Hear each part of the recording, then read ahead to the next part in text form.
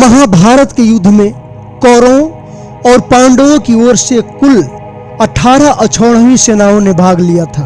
कौरव पक्ष से 11 और पांडवों की ओर से कुल 7 अक्षौहिणी सेनाओं ने इस युद्ध में अपना पराक्रम दिखाया था। संसार के इतिहास में महाभारत से बड़ा कोई युद्ध नहीं हुआ।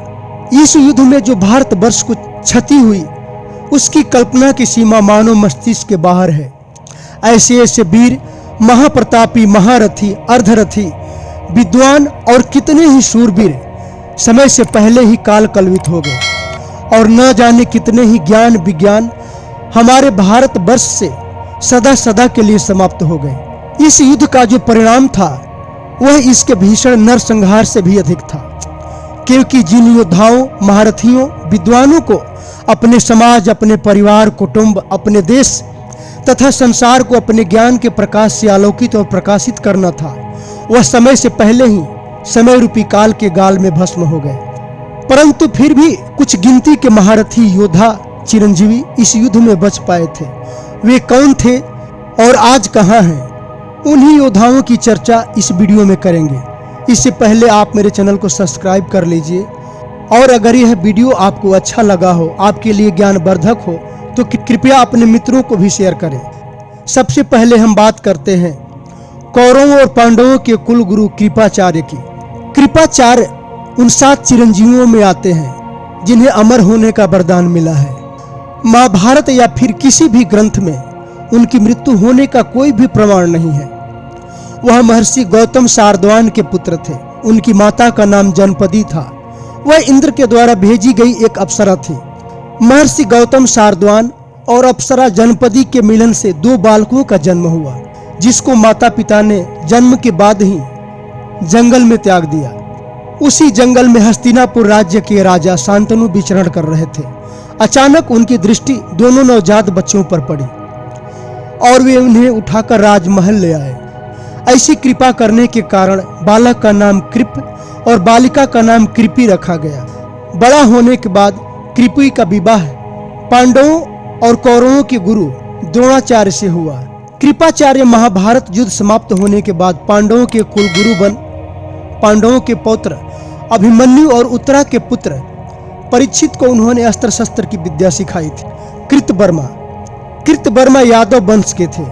उन्हें अतिरथी योद्धा भी कहा जाता है। महाभारत युद्ध में वह अपनी एक अक्षौहिणी सेना के साथ कौरवों के पक्ष में युद्ध किए थे। कृतवर्मा एक पराक्रमी और बलशाली योद्धा थे। अपने पराक्रम का प्रदर्शन उन्होंने महाभारत के युद्ध में उन्होंने अनेकों बार दिखाया था। ऐसा भी उल्लेख मिलता है कि कृतवर्मा महाभारत के युद्ध में भीमसेन, युधिष्ठिर, धृष्टद्युम्न जैसे योद्धाओं को पराजित किया था। कृतवर्मा महाभारत के युद्ध में जीवित बचे योद्धा थे, परंतु कौशल युद्ध में सात्यकी ने कृतवर्मा को पराजित कर उनके शरीर को धड़ से अलग कर दिया था। अश्वत्थामा यह महाभारत युद्ध का ऐसा योद्धा है जिसको अमरता का वरदान प्राप्त है। इनके पिता गुरु द्रोणाचार्य और इनकी माता तमसा नदी के तट पर एक दिव्य आश्रम में तपेश्वर महादेव की घोर तपस्या कर भगवान शिव को प्रसन्न किया और भगवान शिव ने अपने स्वयं के शक्तियों के अंश से इन दोनों को एक ऐसा पुत्र प्रदान किया जिसको संसार अश्वत्थामा के नाम से जानता है। उसके मस्तक पर एक दिव्य मणि थी जिसके कारण वह बिना थके युद्ध कर सकता था।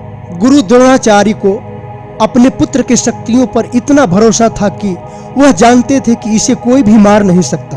परंतु जब पांडवों के द्वारा महाभारत युद्ध में यह झूठ फैलाया गया कि अश्वत्थामा मारा गया, तो इस शोक संतप्त समाचार को सुन द्रोणाचार्य अपना अस्त्र शस्त्र सब कुछ त्याग भूमि पर बैठ गए। उसी समय निहत्थे बैठे द्रोणाचार्य का धृष्टद्युम्न ने छल से बद्ध कर दिया। महाभारत युद्ध के समय नींद में सोए हुए 5 पांडव पुत्रों की हत्या अश्वत्थामा के द्वारा कर दी गई। तब पांडव अश्वत्थामा को पकड़कर द्रौपदी के समक्ष ले आए। अश्वत्थामा को अपने द्वारा किए गए पाप की बहुत ही गलानी और पीड़ा हो रही थी। गुरुपुत्र को देख द्रौपदी का मन पिघल गया और उसने कहा, हे आर्य पुत्रों, यह गुरुपुत्र है और ब्राह्मण भी, तथा इसके बाद से मेरे पुत्र भी जीवित नहीं होंगे। मैं नहीं चाहती कि जो पीड़ा मुझे आज हो रही है वही पीड़ा गुरु माता कृपी को भी सहना पड़े। आप सब इसे क्षमा कर दें। तब अश्वत्थामा के सिर से दिव्य मणि निकालकर उन्हें छोड़ दिया गया। वृषकेतु यह एक कर्ण के पुत्र का नाम है जो महाभारत के युद्ध में जीवित बचे थे। वृषकेतु के 8 भाई और थे, वृषसेन, सत्यसेन, चित्रसेन, सुसेन, प्रसेन, बनसेन, शत्रुंजय और द्विपाल। मात्र वृषकेतु को छोड़कर और सभी भाई महाभारत के युद्ध में वीर गति को प्राप्त हो गए थे। महाभारत कथा के अनुसार कर्ण ने वृषकेतु को अस्त्र शस्त्र की विधिवत शिक्षा दी थी। उसको ब्रह्मास्त्र का भी ज्ञान था। महाभारत युद्ध समाप्त होते होते पांडवों को यह पता चल गया था कि वृषकेतु कर्ण का पुत्र और उनका पौत्र है। तब पांडवों ने वृषकेतु को अपना पुत्र मानकर उसे इंद्रप्रस्थ राज सौंपकर वहां का राजा बना दिया। विप्रचिति यह योद्धा शकुनी का पुत्र था। मामा शकुनी की पत्नी का नाम आरुषि था। इनके 3 पुत्रों का नाम महाभारत में मिलता है, जिनका नाम था उलूक, बृकासुर, विप्रचिति। इनमें विप्रचिति सबसे छोटा पुत्र था। शकुनी पुत्र बृकासुर का जन्म एक यज्ञ से हुआ था। वह खड्गधारी एक बलशाली योद्धा था। महाभारत युद्ध के 17वें दिन नकुल के साथ युद्ध में बृकासुर का अंत हुआ था। शकुनी पुत्र उलूक को महाभारत युद्ध से पहले दुर्योधन और मामा शकुनी की तरफ से पांडवों को धमकाने के लिए भेजा गया था। उलूक ने पांडवों को दुर्योधन द्वारा अपमानित और भयभीत करने वाला संदेश सुनाया था। तब अर्जुन क्रोधित हो उसका वध करने चले थे, परंतु भगवान कृष्ण ने अर्जुन को रोकते हुए कहा, नहीं पार्थ, संदेशवाहक अबद्ध होता है। वह तो मात्र अपने राजा और राजाज्ञा का पालन करने वाला एक दूत है। युद्ध के 18वें और अंतिम दिन उलूक का वध सहदेव द्वारा हुआ था। शकुनी और उसके सभी भाइयों की मृत्यु के बाद बचे विप्रचिति को गंधार राज का राजा बनाया गया। इसके अलावा हस्तिनापुर सम्राट महाराज धृतराष्ट्र भी महाभारत युद्ध के बाद जीवित रहने वालों में थे। पांडव पक्ष के योद्धाओं में जीवित रहने वालों में कुछ प्रमुख योद्धा इस प्रकार थे। सबसे पहले भगवान कृष्ण के मित्रों में सात्यकी थे, जो अति बलशाली और महाभारत के युद्ध में इनका पराक्रम अद्भुत था। और भी योद्धा थे जिनके नाम इस प्रकार हैं, युयुत्सु 5 पांडव, कृष्ण पुत्र प्रद्युम्न, भीमसेन पुत्र सर्वग और स्वयं भगवान श्री कृष्ण। कौरवों के पक्ष से 2 महान योद्धा, एक अश्वत्थामा, दूसरा कृपाचार्य, आज भी जीवित है। मित्रों, यह महाभारत की सत्य कथा आप सबको कैसी लगी? कृपया अपने विचार हमें अवश्य बताएं और ऐसे ही ज्ञानवर्धक वीडियो देखने के लिए हमारे चैनल को सब्सक्राइब अवश्य करें और अपने मित्रों को भी शेयर करें।